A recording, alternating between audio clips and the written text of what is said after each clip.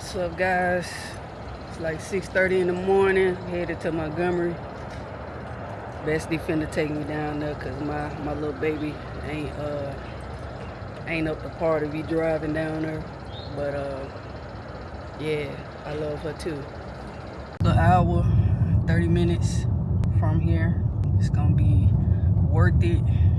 Gotta invest in yourself and take advantages of opportunities, especially people that are open and willing to help you, because people get to a certain level of success and low-key, high-key be like gatekeeping. I had to figure it out, so you figure it out too, which I understand to a degree.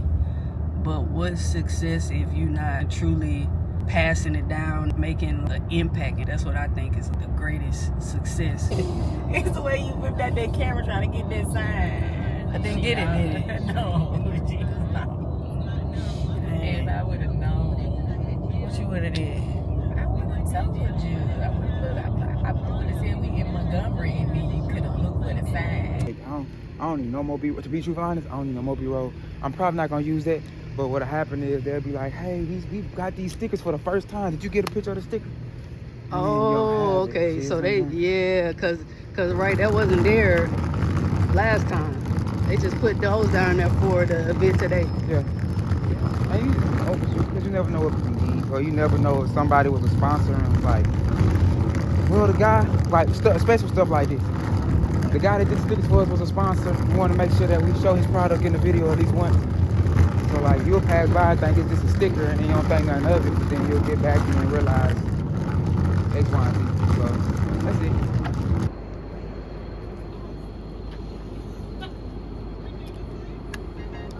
Get that for you? I know it heavy.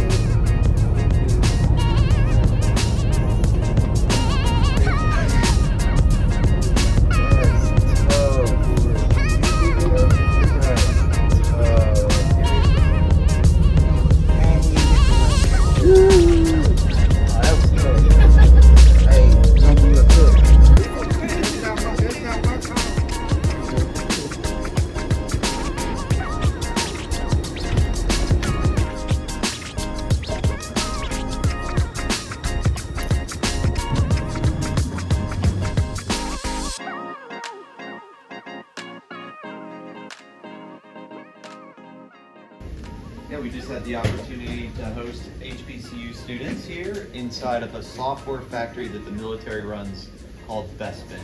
And it's so refreshing to see the next generation of digital talent coming through. And what I really loved about this engagement was the level of energy that the students brought into the room and the really sound questions that they asked and were just inquisitive enough to really be smart. And I have a feeling that they're going to be an amazing contribution to whatever technical team that these students get put on in the future after they get out of college.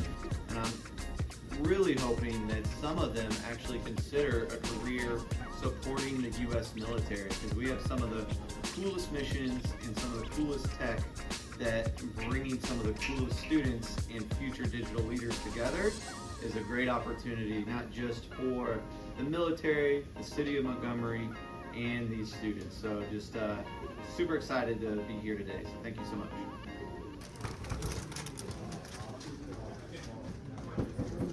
You kind of gotta just do it and not overthink to get the shots that you want to get. Oh, yeah. You be like everywhere, so that's definitely something. Just taking notes on that part. You gotta build that though. That confidence. No, you gotta build that rapport with the people that you shoot with. If you do that, that'll be what you do. If you work with somebody, something like that. I couldn't always do that.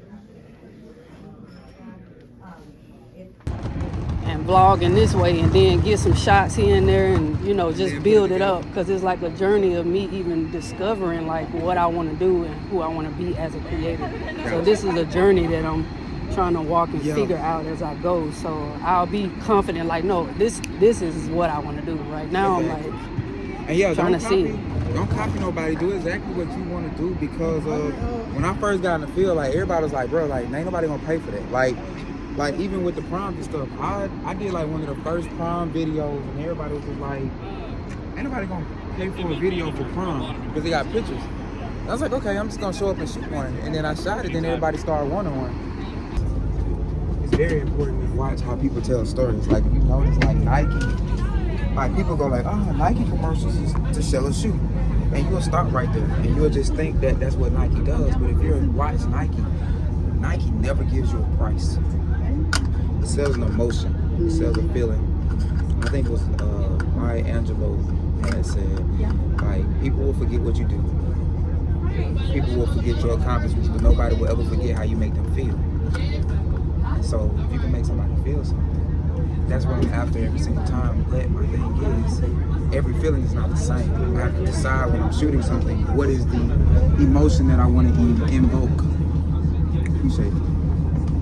What emotion I want to invoke. And then once I do that, then I know my mission, because a graduation is not going to invoke the same emotion as a civil rights video that I do, or a tech video that I do. There's an emotion behind this, but what am I going to try to pull out of it? That's why when I do my interviews, I'm very conscious about what I ask, who I ask, because I'm thinking about the video that I'm going to make and the voiceover that I'm going to create up under it. So like, they might start splurting out numbers and things that they just want to talk about, and I'll be like, okay, I got to steer it. I can't tell them that's not what I need, because then they start getting nervous and they start stuttering, or they getting their feelings and they want to talk about a certain thing. So I just be like, okay, I steer it in this place. Okay, so imagine if I was a young kid and I wanted to get into it, what would you say to that kid?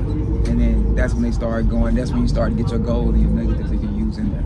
But what happens is a lot of people just go in there and be like, they just shoot it just to shoot it, because I'm supposed to be here. They told me to get an interview, let me get the interview. And not think about anything in post. They just thinking about just getting the interview and then getting on. Getting posed, and then you're trying to piece the story together, and it's like, or there's no emotion behind it, because the person is only spouting out numbers. So you got to pull the emotion. Okay, what got you started? And then he'll tell you like, oh, I saw this. My dad was a tech, and then we passed away. I said I want to take on. Those are the things that evoke emotion with him, and then people that are listening, they'll feel that emotion, because everybody has lost a loved one somewhere down the road. So whatever those emotions are, whether it's happiness, sadness, anger, frustration, or whatever that is, you got to find that emotion and then dig into it. And so like even with weddings, it's like, all right, cool. When I tell people when I first got started, it was like, oh, we do pictures. And I was like, well, okay, cool, pictures are cool. And you have to learn how to sell yourself. And I go like, hey, these people are getting older. Like, your grandparents are here. You need to do video. Like, well, I have pictures of them. Well, you're not going to be able to see them smile. You're not going to be able to see they crack that joke. You're not going to be able to see y'all interact, that dance. That stuff is important. Just because, like, even when I lost my dad, like, I go back and look at my videos and watch my dad, because my dad made a whole bunch of different jokes when they did the interview. But then also, you know, my dad sitting up front, walk down the aisle, all that different type of stuff. And I have that stuff. It means everything to me now. You can see whether a person was, like, laid back in a video. You can see if a person was like whimsical. You can see if somebody was the jokester. Yeah, all that stuff. You get all that stuff, and it's so invaluable when you go back, and then like people. That's one thing that's guaranteed. You're gonna die. Like having this on the being able, and or people get older. Like I film all my family stuff, and then like when they I got stuff for like my nephews when they were like my kids' age. Now they 18, 17, and while we can look back at them, like, wow. You know what I'm saying? That's different. And then also another thing too, people get so caught up in you live life, and then you only remember the end. You only know grandma as grandma because you only seen her as grandma. But if you have video footage of them back and you can see when they were young, they be like, oh snap, look, that's grandma. It's different. Having those different memories and storing them away is important. So that's why me personally, that's why I love video. Picture says 1,000 words, like video says like 1,000,000. Got to. And so 1,000 times 1,000. 1,000 times 1,000. That's it. That's it. And like but my biggest thing is being able to take one emotion and tell a different story with it every single time. That's why weddings for me are a little bit harder, because I don't want none of my weddings to ever feel similar or close to each other.